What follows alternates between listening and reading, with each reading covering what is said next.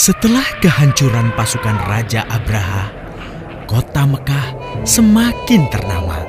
Dari kota inilah sejarah manusia paling mulia dimulai. Ka'bah sebagai jantung kota Mekah semakin ramai dikunjungi para peziarah. Demikian pula para pedagang. Mereka datang dari berbagai penjuru jazirah. Namun sayang, Ka'bah mulai diselewengkan fungsinya.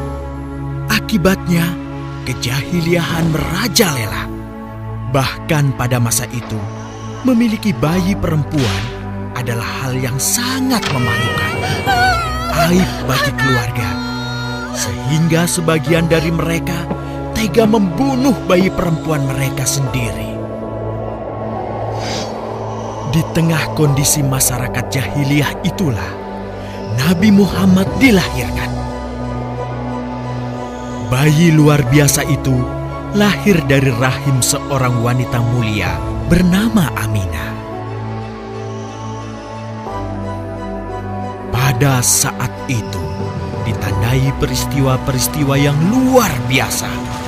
10 balkon istana Kisra runtuh. Juga padamnya api-api yang biasa disembah oleh orang-orang Majusi.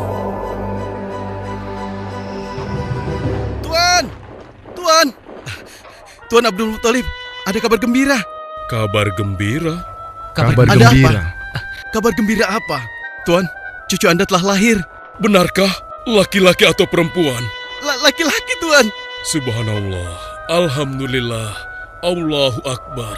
Kalau begitu aku ingin segera melihatnya. Mari, Tuan. Setelah mendengar itu, Abdul Muthalib bergegas menuju ke rumah Aminah.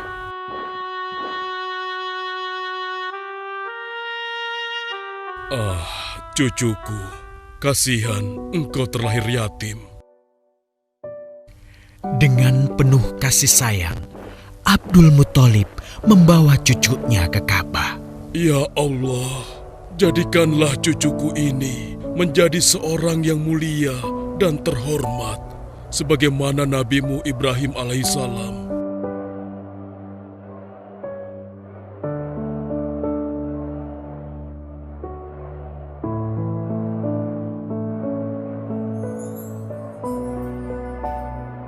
Siapa namanya, Ayah? Muhammad. Muhammad? Iya, aku akan menamainya Muhammad. Artinya yang terpuji. Kehadiran Muhammad kecil sungguh memberi kebahagiaan. Tidak hanya bagi keluarga Bani Hashim, bahkan seluruh kabilah suku Quraisy menyambutnya dengan sukacita. Kemudian Abdul Muthalib mencarikan ibu susu bagi Muhammad kecil. Kita sudah berhari-hari mencari anak susuan, yang dari situ kita akan mendapatkan imbalan yang cukup. Namun hingga saat ini, belum juga kita dapatkan. Ya, istriku, aku mengerti. Apa kita terima saja bayi yatim itu? Muhammad maksudmu? Iya, cucu dari Abdul Muthalib. Kasihan dia. Hampir semua teman-teman dari rombongan kita tidak ada yang mau menyusuinya. Karena tidak ada harapan untuk mendapatkan imbalannya dari ayah bayi itu. Betul juga engkau, istriku. Kasihan anak itu. Aku mendukungmu jika engkau susui dia. Mudah-mudahan Allah memberikan keberkahan bagi kita. Halimah segera mendatangi Abdul Muthalib. Dia bersedia untuk menjadi ibu susu dan pengasuh bagi Muhammad kecil. Betapa gembira Abdul Muthalib mendengarnya. Halimah dari Bani Sa'ad itu akhirnya dipercaya Abdul Muthalib untuk mengasuh cucunya 2 tahun lamanya. Ayo istriku, kita berangkat sekarang. Sebentar lagi suamiku. Insya Allah kita berangkat sampai anak ini kenyang. Kalau begitu, aku lanjutkan berkemas-kemas dahulu. Hah? Ada apa suamiku? Lihat, unta dan keledai kita. Mereka demikian sehat, tidak seperti sebelumnya. Subhanallah.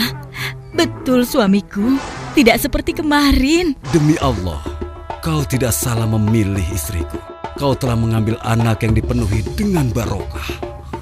Allah melimpahkan keberkahan atas Halimah dan suaminya. Mereka pulang ke kampung Bani Sa'ad dengan penuh rasa syukur. 2 tahun berlalu sudah. Tugas Halimatus Sya'diyah sesungguhnya telah usai.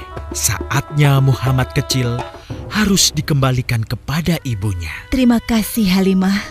Engkau telah merawat anakku dengan baik selama 2 tahun.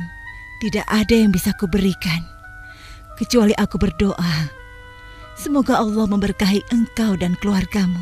Amin. Saya juga bersyukur diberikan kepercayaan dan kesempatan merawat anakmu, wahai Ibu Aminah.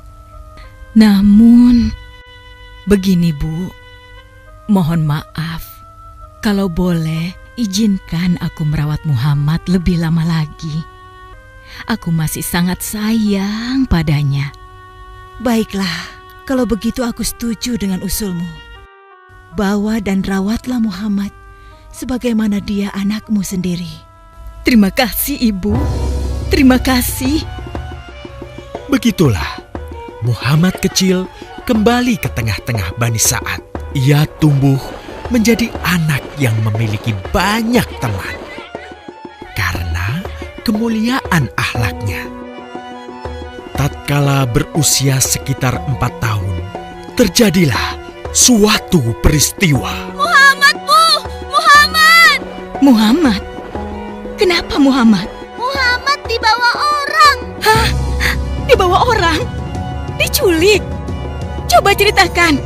Ketika kami tengah bermain, tiba-tiba ada orang dewasa datang. Dia langsung membawa pergi Muhammad dan membunuhnya. Hah? Membunuhnya? Ya Allah, di mana? Di mana? Antarkan ibu ke sana. Dengan perasaan cemas, Halimah bergegas menuju tempat itu. Dan dilihatnya, Muhammad kecil tengah terduduk. Muhammad, apa yang terjadi denganmu? Dengan sangat tenang dan jelas, Muhammad kecil menceritakan apa yang telah terjadi. Bahwa seseorang telah membelah dadanya, mengambil hatinya, kemudian mencucinya dan mengembalikannya lagi ke tempatnya semula. Maka sesungguhnya yang datang itu adalah malaikat Jibril. Dia ditugaskan Allah untuk mencuci hati Rasulullah sehingga bersih dari segala kecenderungan setan. Subhanallah. Sungguh anak ini bukanlah anak sembarangan.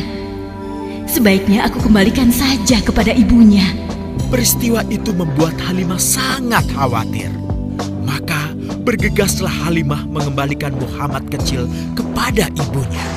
Menginjak usia yang ke-6 tahun, Muhammad kecil diajak ibunya untuk berziarah ke makam ayahnya, Abdullah di Yastrib. Dalam perjalanan pulang kembali ke kota Mekah, Aminah pun jatuh sakit. Dari hari ke hari, tubuhnya semakin melemah. Hingga di sebuah kota bernama Abwa, letaknya antara Mekah dan Yastrib, Aminah meninggal di sana. Dan Muhammad kecil pun menjadi seorang anak yatim piatu. Sejak itulah, Muhammad kecil dirawat dengan penuh cinta dan kasih sayang oleh kakeknya, Abdul Muthalib. Muhammad, sudah berhentilah memerah susunya. Insya Allah, sudah cukup untuk persediaan kita hari ini. Beristirahatlah sejenak. Makanlah agar kau tetap sehat.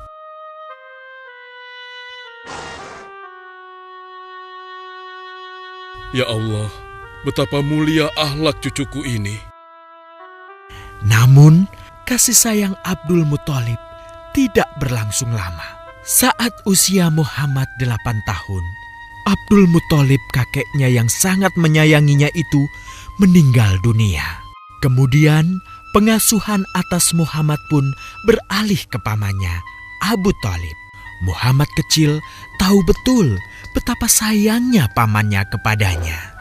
Di mana Muhammad? Ia tengah mengembalakan kambing milik salah seorang penduduk Mekah, suamiku. Sejak kapan dia keluar rumah? Sekitar waktu subuh tadi. Subhanallah, betapa baiknya akhlak keponakanku ini. Ya Allah, maafkan ketidakmampuanku mencukupi kebutuhan keponakanku. Sayangi dan berkahilah dia. Jadikanlah dia orang yang mulia di antara manusia. Hingga saat usia Muhammad menginjak 12 tahun, pamannya Abu Thalib mengajaknya berdagang ke Syam.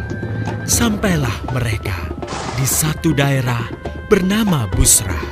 Saat mereka beristirahat, datanglah seorang pendeta menghampiri. Wahai saudaraku, selamat datang di Busra.